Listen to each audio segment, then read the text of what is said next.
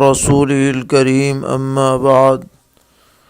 رب اشرح لي صدري ويسر لي أمري واحلل عقدة من لساني يفقهوا قولي۔ دینی رہنمائی کی 56ویں مجلس میں سبھی سامعین کی خدمت میں السلام علیکم ورحمۃ اللہ وبرکاتہ عرض ہے۔ آج کی مجلس کا پہلا سوال یہ ہے کہ سیدنا حضرت سلیمان علیہ السلام کے واقعے میں ملکہ بلقیس کا تخت لانے والا کون تھا؟ وہ جنات میں سے تھا یا فرشتہ تھا؟ اور قرآن پاک کی آیت وقال الذی عنده علم من الکتاب میں کون سا علم مراد ہے اور کس کتاب کا علم مراد ہے؟ اور بعض علماء کی تقریر میں ہم نے سنا کہ وہ علم من الکتاب سے ایمان مراد لے رہے تھے۔ تو اس سلسلے میں جواباً عرض ہے کہ اکثر مفسرین نے اس واقعے کے ضمن میں لکھا ہے کہ قال الذی عنده علم من الکتاب سے مراد حضرت سلیمان علیہ السلام کے وزیر حضرت آصف ابن برقیہ تھے، جن کو اللہ تعالیٰ نے کتاب کا علم عطا فرمایا تھا، اور کتاب سے مراد توریت اور انجیل اور زبور، یہ ساری کتابوں کا مجموعہ اس میں شامل ہے۔ اور علم سے مراد بہت سے حضرات نے اسم اعظم لیا ہے، ایسا اسم اعظم کہ جو دعا کی قبولیت میں بہت زیادہ مؤثر ہوتا ہے، اور جس کو پڑھ کر دعا مانگی جائے تو اللہ تبارک و تعالی اسے قبول فرماتے ہیں۔ تو اسم اعظم کا علم حضرت آصف کو حاصل تھا، اور حضرات مفسرین نے یہ لکھا ہے کہ حضرت آصف نے سیدنا حضرت سلیمان علیہ السلام سے عرض کیا کہ پلک جھپکنے میں اللہ کے حکم سے ملکہ بلقیس کا تخت سامنے حاضر ہو جائے گا۔ اور پھر انہوں نے وضو کر کے وہ کلمات پڑھے اور اللہ تعالیٰ سے دعا فرمائی، اور وہ فوری طور پر وہ تخت حضرت سلیمان علیہ السلام کے سامنے موجود ہو گیا۔ تو یہ دراصل ایک کرامت ہے، اور نبی کے سامنے کسی امتی سے کوئی کرامت ظاہر ہو تو یہ بھی دراصل نبی ہی کا معجزہ سمجھا جاتا ہے، اور معجزہ خرق عادت کے طور پر ہوتا ہے۔ اللہ تبارک و تعالیٰ کے امر کی تنفیذ ہوتی ہے، اور اللہ تعالیٰ کسی سبب کا اور کسی واسطے کا محتاج نہیں ہے۔ لہذا یہاں یہ بحث ہی نہیں کی جائے گی کہ اسے کون اٹھا کر کے لایا، لانے والا فرشتہ تھا یا جنات میں سے تھا، اس کی بحث کی ضرورت ہی نہیں ہے۔ اصل یہ ہے کہ یہ جو منتقلی ہوئی ہے ملکہ بلقیس کے تخت کی، یہ اللہ کے حکم سے ہوئی ہے، اور اللہ کا حکم بلا کسی واسطے کے نافذ ہوتا ہے۔ انما امرہ اذا اراد شیئا ان یقول له کن فیکون، کہ اللہ کا امر یہ ہے کہ جب وہ کسی چیز کو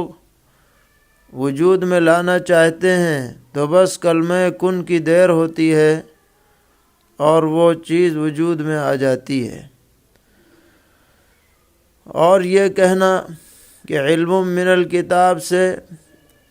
صرف ایمان ہی مراد ہے،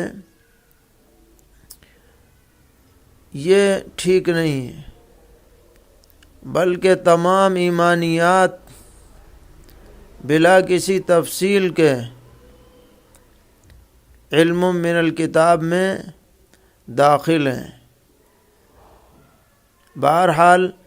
یہ ایک تفسیر ہے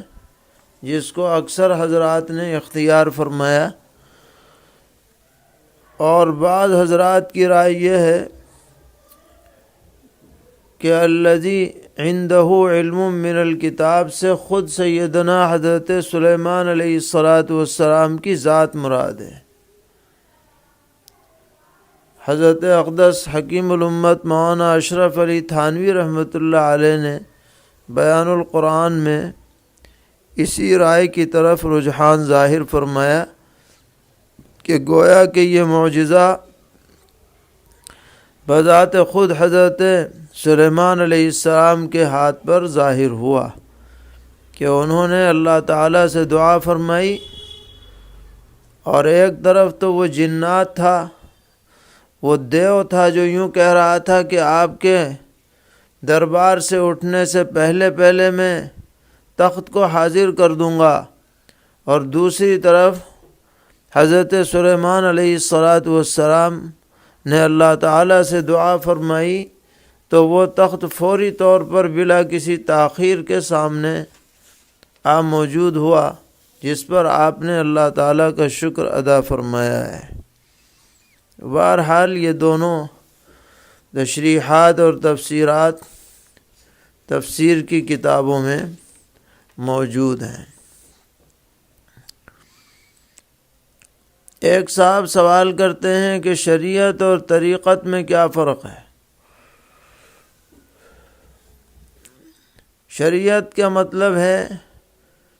کہ جو اعمال ہیں، عبادات ہیں، ان کو کیسے انجام دیا جائے، آدمی کے اوپر جو فرائض ہیں وہ کیسے پورے کیے جائیں، اس کی کیا شرائط ہیں، کیا حدود ہیں، کیا آداب ہیں، نماز کیسے پڑھی جائے، روزہ کیسے رکھا جائے، زکوٰۃ کون ادا کرے، کیسے ادا کرے، اور زندگی کے دیگر شعبے کیا جائز ہے، کیا ناجائز ہے، اس طرح کی سب باتوں کو شریعت کہا جاتا ہے۔ اور طریقت کہتے ہیں کہ آدمی کی ذاتی اصلاح اور نفس کا تزکیہ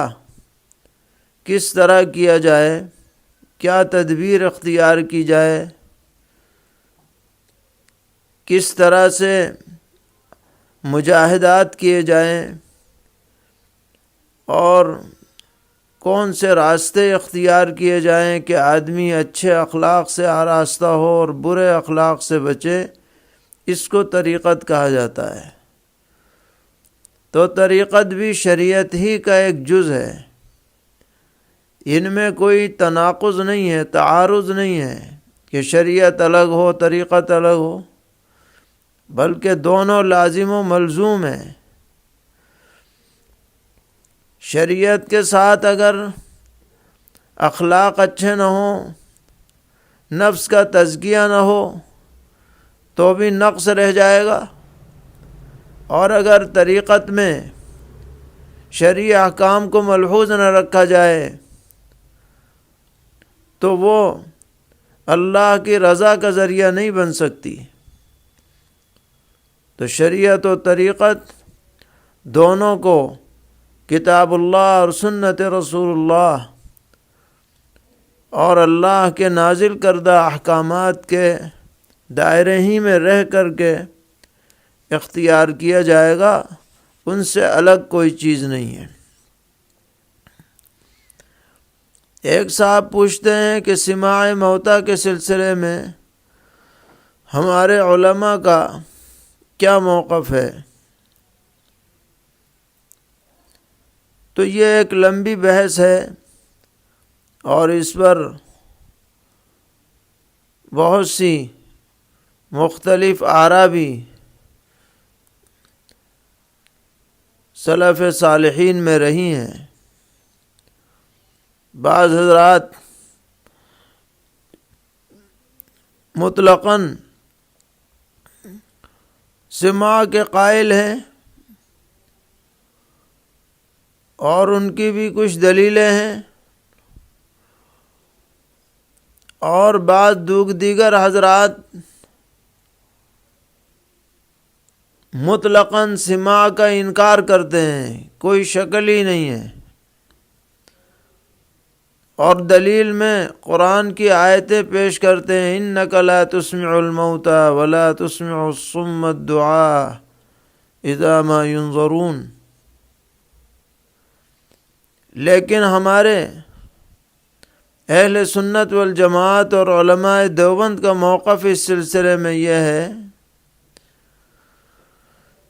کہ کوئی مردہ خود اپنی ذات کے اعتبار سے یا اپنی مرضی سے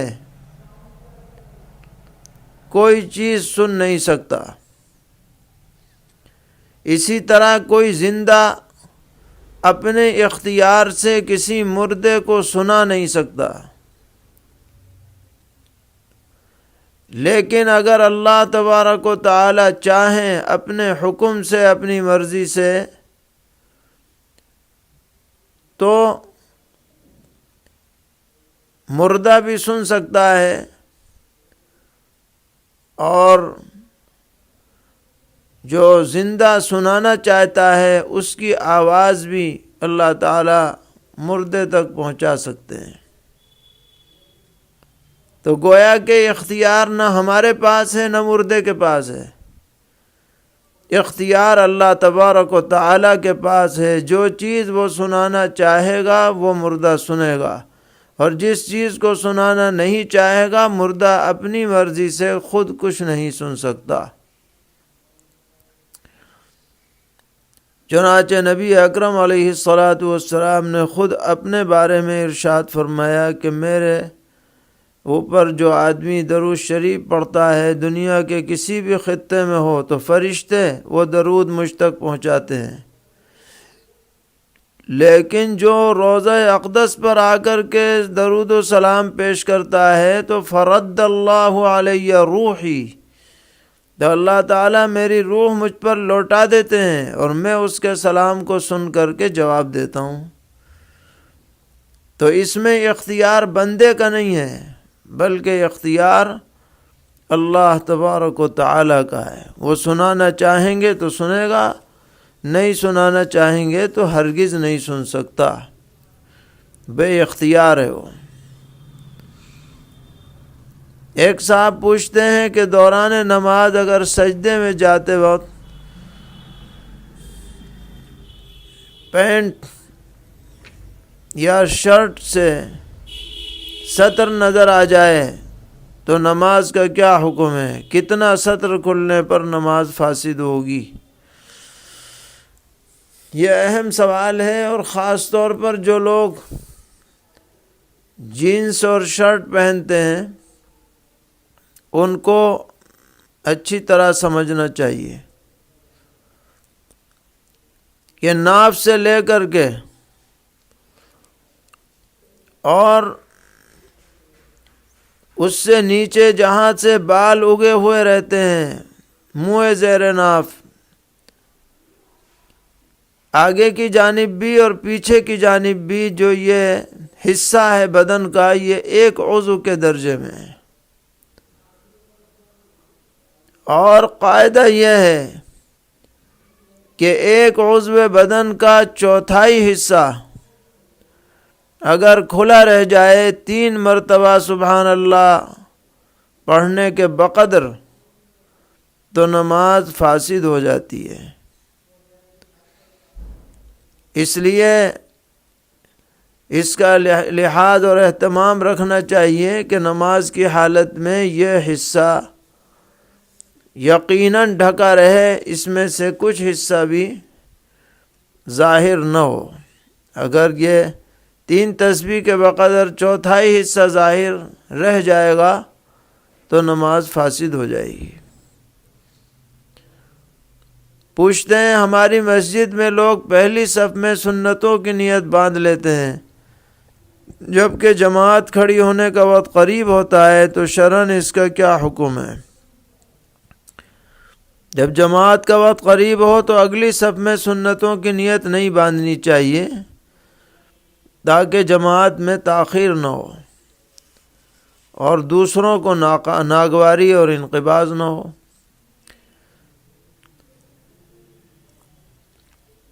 اگر فجر کا وقت ہے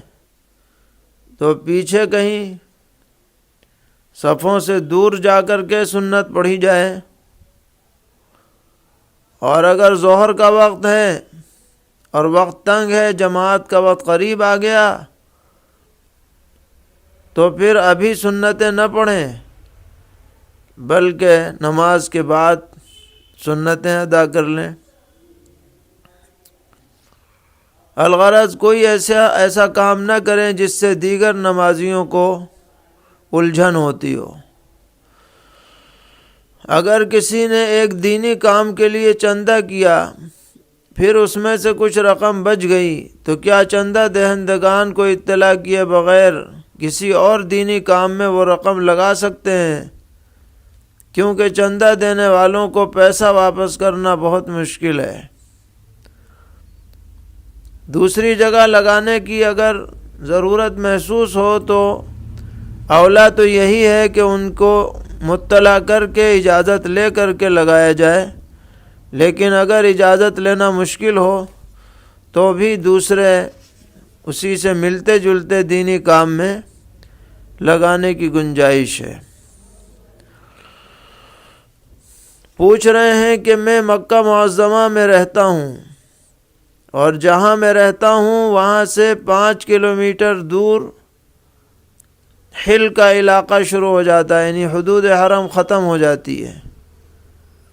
اور وہاں سے مسجد عائشہ تنعیم کافی دور ہے۔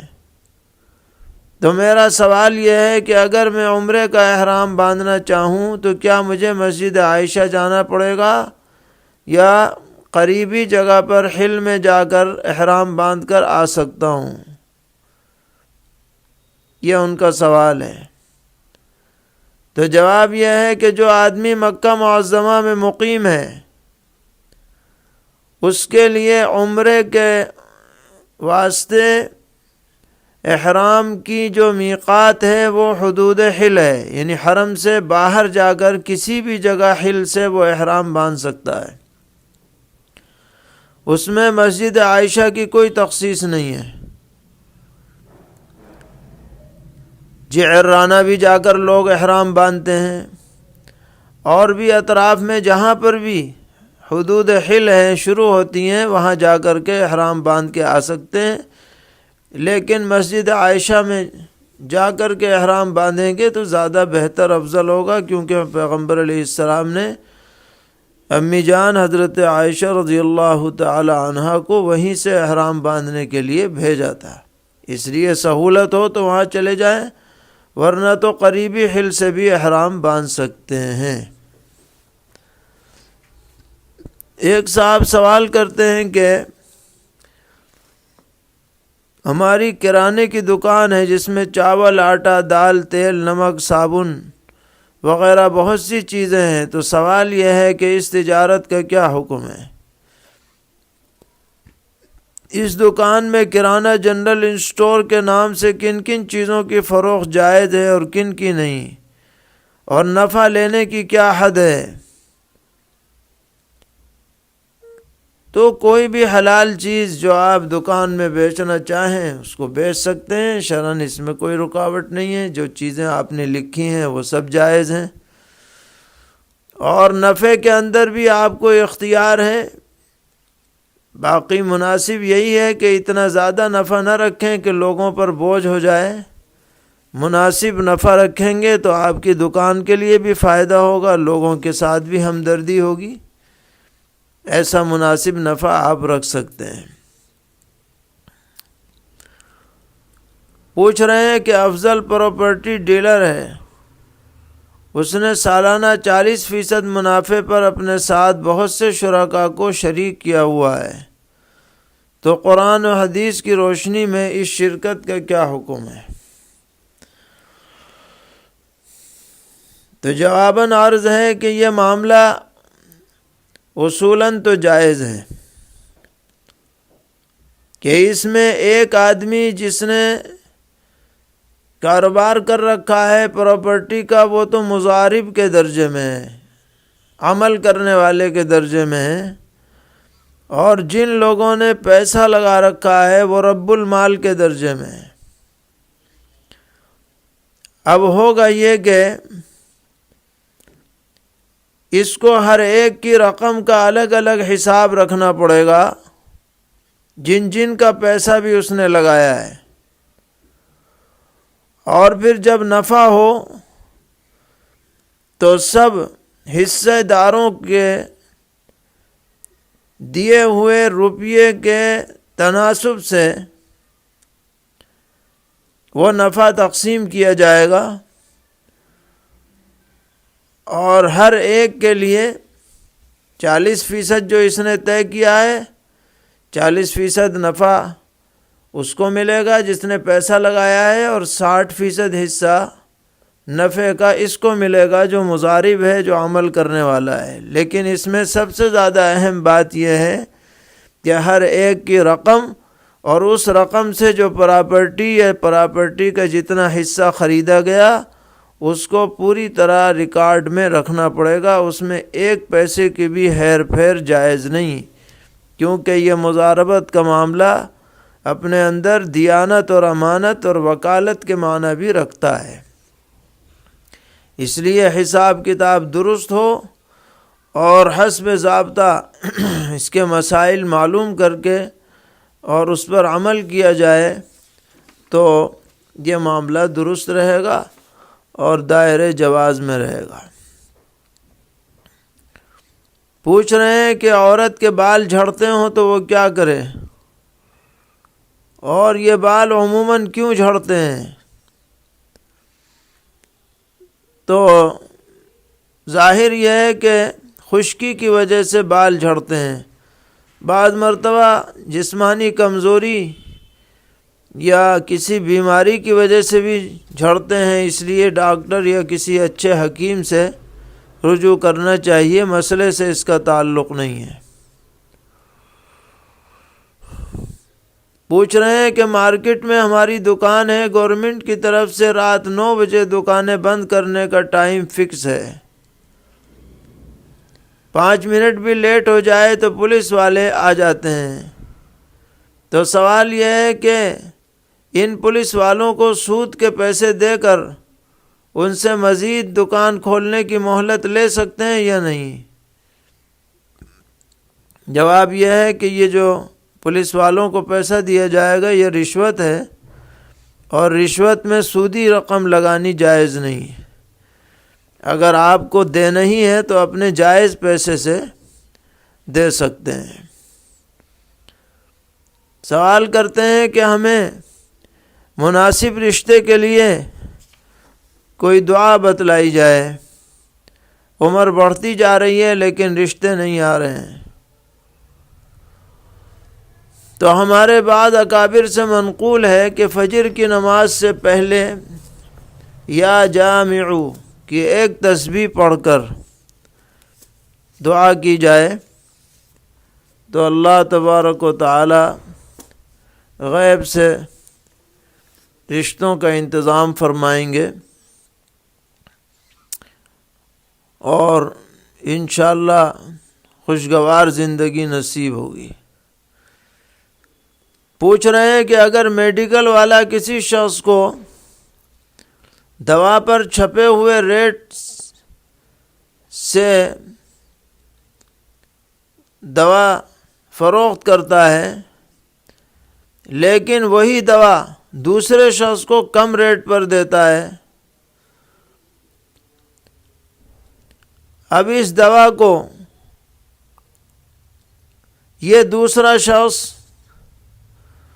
کچھ اپنا نفع لے کر کے اگر فروخت کر دے تو اس میں شرعاً کوئی حرج تو نہیں ہے؟ تو جو آپ نے سوال لکھا ہے بظاہر اس میں کوئی حرج نہیں ہے، آدمی کوئی اختیار ہے جتنی قیمت پر چاہے اپنے مال کو فروخت کرے، اگر وہ کسی وجہ سے کسی کو کم قیمت پر دیتا ہے تو اس کی بھی اسے گنجائش ہے، شرعاً اس میں کوئی حرج نہیں ہے۔ اللہ تعالی ہم سب کو دین پر استقامت عطا فرمائے، دین ہی پر زندگی، دین ہی پر موت عطا فرمائے، ہر قسم کے شرور اور فتن سے محفوظ رکھے۔ وصلی اللہ تعالی علی خیر خلقہ محمد وآلہ وصحبہ اجمعین برحمتک یا